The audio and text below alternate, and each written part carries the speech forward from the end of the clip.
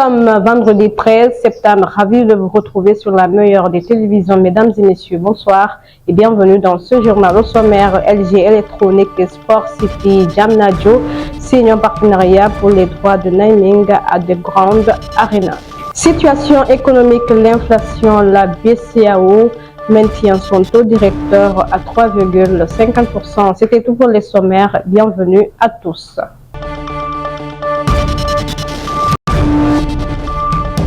Nous ouvrons ce journal par le message à la nation du président Bassirou Diomaye Faye. Ce jeudi, le chef de l'État, lors de son discours, a décidé de dissoudre l'Assemblée nationale et annonce la date du 17 novembre pour les élections législatives. Un peuple qui a préféré le courage à la résignation.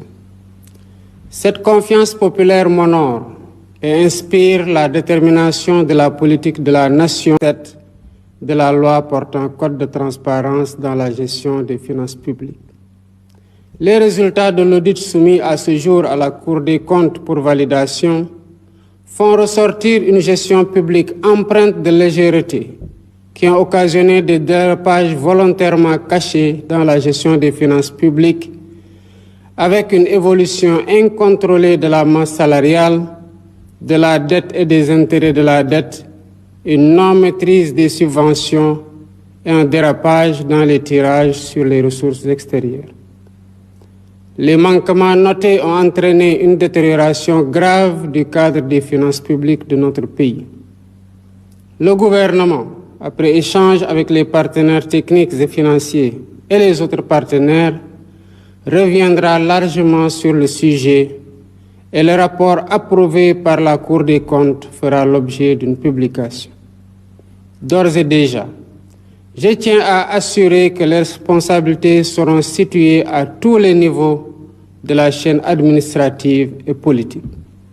Mes chers compatriotes, mon serment devant Dieu et la nation d'honorer nos institutions et tremper du sang des Sénégalais tombés l'idéal national en bandoulière lors des nombreuses luttes pour notre démocratie. Malheureusement, la majorité parlementaire a décidé de ramer à contre-courant de la volonté du peuple sénégalais, pourtant clairement exprimée au soir du 24 mars 2024. D'abord en refusant, le 29 juin 2024, de tenir le débat d'orientation budgétaire pourtant obligatoire pour le motif simpliste d'une supposée attaque reçue sur le terrain politique. Cette violation d'une obligation légale prévue par l'article 56 de la loi organique relative aux lois de finances aura gravement contribué à ternir l'image du Sénégal aux yeux des institutions internationales. Ensuite, en rejetant le 29 août 2024, le projet de loi constitutionnelle visant à concrétiser la promesse que j'ai faite au peuple de supprimer le Haut Conseil des collectivités territoriales et le Conseil économique, social et environnemental, alors que la situation des finances publiques impose urgemment de rationaliser les dépenses publiques. Chavirement d'une pirogue à Mbour, le chef de l'État s'est rendu dans la petite côte suite au chavirement d'une pirogue au large des côtes de Mbour, une occasion pour lui de s'adresser aux jeunes, aux parents, mais également aux convoyeurs. Aujourd'hui, face à cette tragédie humaine qui nous bouleverse tous, la nation est en deuil. Et la situation est particulièrement insoutenable. Je voudrais au nom de cette nation, la nation sénégalaise, présenter mes condoléances aux familles éplorées et leur dire toute la solidarité de l'État et de l'ensemble du gouvernement face à la tragédie qui les frappe et qui nous frappe tous. Ce qui est arrivé ici à Mbour, qui est arrivé quelque peu partout sur les côtes du Sénégal, est le fait des filières de migration qui sont, il faut le dire, dans le trafic d'êtres humains.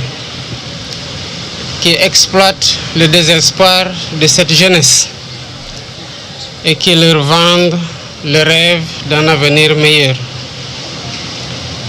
Mais je voudrais dire que la traque sans répit contre ces vendeurs d'illusions, ces vendeurs de la mort, va s'intensifier dès à présent.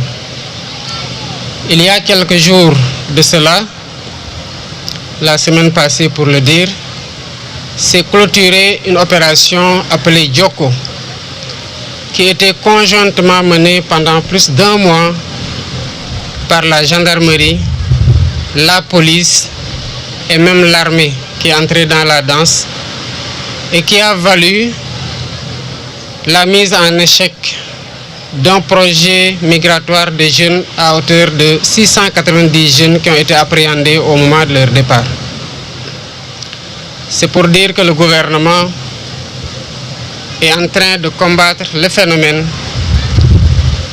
et pour dire aussi que le gouvernement continuera à traquer ces vendeurs d'illusions, ces marchands de la mort jusqu'à leur dernier retranchement. Mais il faut, d'un autre côté, appeler à la responsabilité. Dire à ces jeunes que les pays dans lesquels ils s'en vont, ce sont des pays qui ont été construits par des êtres humains, par des citoyens qui ont cru qu'au changement dans leur propre pays et qui ont réussi à faire de ce pays ce qui les y attire au risque de la mort. Comme je vous disais dans les titres, ce mercredi, LG Electronics, leader mondial de la technologie et de l'innovation et Sport City Diamniadio, un complexe sportif destiné aux athlètes professionnels, ont signé une convention de partenariat. Cet accord est un partenariat stratégique prévu sur 2 ans renouvelables. À souligner que ce partenariat renforce la vision commune de l'engagement de LG et Sport City Diamniadio envers la communauté sénégalaise. La signature d'un partenariat stratégique avec le groupe LG, Life's Good, qui est une marque connue à l'échelle mondiale, respectée. Je pense que pour nous, c'est une signature importante parce que c'est la première fois que LG engage un tel partenariat avec un groupe dans l'hôtellerie et dans le sport, notamment le groupe Sport City Diamniadio. C'est une grande fierté pour nous de pouvoir associer en tout cas notre nom à une telle marque. LG a beaucoup d'ambition, non seulement pour le Sénégal mais pour l'Afrique. Et va déployer sa stratégie de branding, de marketing à partir de The Ground, à travers un certain nombre d'événements sportifs, culturels, musicaux, artistiques qui seront réalisés donc dans les prochaines années.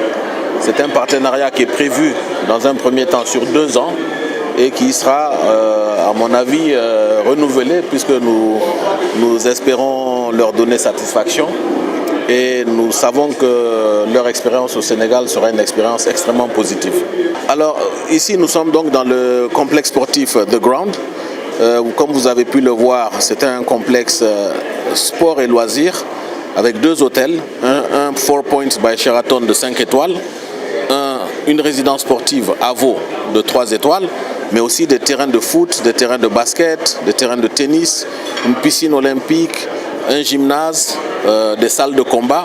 Donc c'est vraiment un centre multisport, multi-loisirs qui permettra, je pense, au public amateur de sport et de loisirs au Sénégal de pouvoir venir se divertir, mais aussi qui sera une plateforme intéressante pour ceux qui viennent de l'étranger, notamment les athlètes professionnels et les équipes de sport professionnels. Parce qu'aujourd'hui, ce complexe a tous les standards internationaux dans les différents domaines sportifs et ça permet donc d'accueillir une... Économie, à présent, le comité politique monétaire de la Banque centrale des États de l'Afrique de l'Ouest s'est réuni ce mercredi à Dakar pour discuter sur le maintien du taux directeur auquel la Banque centrale prête ses ressources aux banques à 3,50% ainsi que les taux directeurs sur le guichet de prêt marginal à 5,50%. Suivant les explications de Jean-Claude Cassibrou, il est le directeur de la BCEAO. 2024 a été moins bonne que prévu et donc on a vu une hausse des prix des produits alimentaires. Et le produit alimentaire, c'est quand même une composante importante donc, dans le panier. La deuxième raison, c'est que vous savez que nous avons des questions de sécurité importantes dans la région qui font que la circulation des produits, l'approvisionnement est limité. Il y a des entraves liées à ces questions sécuritaires et ça impacte l'inflation.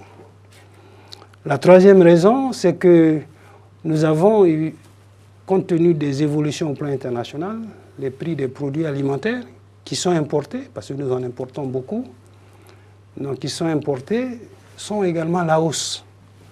Donc quand vous combinez tous ces éléments, on a les résultats que nous avons un peu au niveau donc, de l'inflation. Je mentionnerai également le fait que les prix du logement également, on a observé que ces prix ont également... Drame à Mbour ce jeudi, le nombre de corps sans vie enregistrés depuis le début du drame n'a pas évolué jusqu'à présent selon les éléments du sapeur-pompier qui confirment le bilan de ce mercredi qui est toujours de 40 corps qui sont retenus. D'actualité dans la sous-région en Guinée, la fête de Mawlud marquant la naissance du prophète Mohammed, paix salut sur lui, sera célébrée dans la nuit du samedi au dimanche. Cette annonce a été faite ce jeudi par le secrétaire général aux affaires religieuses à travers un communiqué lu à la télévision nationale. Au Mali, les rebelles du cadre stratégique permanent du Mali ont décidé désormais de se battre avec des drones. En effet, ces derniers en ont fait usage le 11 septembre dernier contre un camp de l'armée malienne à une centaine de kilomètres de Tombouctou. Actualité internationale, le corps de 5 migrants originaires d'Afrique subsaharienne et d'un bébé ont été découverts sur le littoral près de Monastir en Tunisie, a annoncé un porte-parole judiciaire. C'est avec cet élément que nous bouclons cette édition d'information. Merci de l'avoir suivi sur la télévision Tamashek, la culture au cœur de l'Afrique. Prenez soin de vous et bon week-end à notre compagnie.